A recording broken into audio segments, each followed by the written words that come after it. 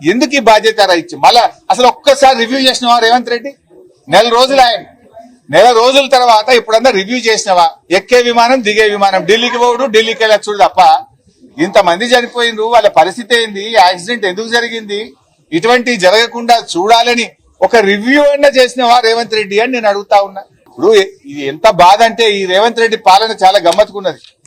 SLBC tunnel కుప్పకూలిపోయింది. 6 dead బాడీలు అనలే ఉన్నాయి. 150 రోజులు అయిపోయాయి. 150 రోజులైనా ఎస్ఎల్బిసి లోపల ఉన్న శవాలు బయటకు రావడం లేదు. చచ్చిండ్రో బతికిండ్రో తెలియదు. 150 రోజులైన బొక్కలు కూడా బయటకు తెకపోతుంది. సిగాచి ఘటనలో 8 మంది శవాలు ఇయ్యకపోతివి, బొక్కలు ఇయ్యపోతివి, బూడిద కూడా ఇయ్యపోతివి. ఇది నీ పాలన.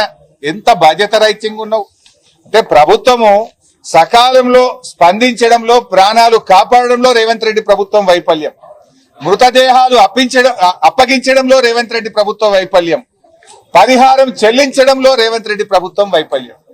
నువ్వు సకాలంలో స్పందించుంటే ఆ రోజు మేము వచ్చినాం, అరే వాళ్ళని ఏదైనా అపోలోకో, యశోదాకో, లేకపోతే ఏదైనా నిమ్స్ హాస్పిటల్ కో, ఒక హై లెవెల్ హాస్పిటల్ కు తీసుకెళ్ళు, బాగా గాయపడ్డారు, వాళ్ళు బతుకుతారయ్యా అంటే నువ్వు పట్టించుకోవు. ఇప్పుడు హాస్పిటల్లో చేరినాక 6 చచ్చిపోయిందమ్మా. నువ్వు నిజంగా మంచి హాస్పిటల్లో జాయిన్ చేస్తే 6 ప్రాణాలు బతుకుతుండే కదా. నువ్వు సరిగ్గా ఇక లోకల్ ఏదో చిన్న హాస్పిటల్లో సౌకర్యాలు లేని దవాఖానలో పెట్టివి, 6 ప్రాణాలు తీసుకుంటేవి. ఇప్పటికీ ఇంకా 14 మంది దవాఖానలుంటే ఇంకా 5 పరిస్థితి విషమంగా ఉంది. ఇంకో 5 చావు బతుకుల్లో కొట్టుమిట్టాడుతున్నారు. వాళ్ళకన్నా మంచి వైద్యం ఇయ్యి. ప్రాణం ప్రాణమే కదా. మన కుటుంబ సభ్యులో, నీ కుటుంబ సభ్యులో ఉంటే ఇట్లనే చూస్తావా నువ్వు? ప్రాణం ఎవరిదైనా ఒకటే కదా. ఆ 14 మందిలో ఇంకో 5 మంది చావు బతుకుల్లో ఉన్నారు. వాళ్ళనన్నా కాపాడే ప్రయత్నం చెయ్యి. వాళ్ళకు మంచి వైద్యం ఇప్పించాలి. ఆ కుటుంబాలకు కూడా ఒక 50 లక్షల రూపాయలు సహాయం చెయ్యండి అని చెప్పి నేను ప్రభుత్వాన్ని డిమాండ్ చేస్తా ఉన్నా. అంటే ఇవాళ ఎస్ఎల్బిసిలో కూడా ఏం జరిగింది? ఆ డెడ్ బాడీలు బయటకు తెలియ ఇంతవరకు. అదేంటి హెలికాప్టర్లు వేసుకుని రోజొక్క మంత్రి పోయిండు, చేపల పులుసు వండించుకున్నాడు ఒక మంత్రి. మనం చూసినాం కదా ఎస్ఎల్బిసిలో. చేపల పులుసులో మంచుకుంటాయిరా వండరా అంటాడు. సచ్చి వాళ్ళు ఏడుస్తుంటే నాకు చేపల పులుసు కావాలట ఒక మంత్రికి. ఆ రోజొక్క మంత్రి హెలికాప్టర్లో పోవుడు, రోజొక్క డేట్లు పెట్టుడే తప్ప బాడీలు బయటకు తెచ్చింది లేదు. అక్కడ కూడా కుటుంబాలను ఇప్పటిదాకా ఆదుకున్నది లేదు. అక్కడ కూడా ఇప్పటి వరకు ఎక్స్గ్రేషియా చెల్లించింది లేదు.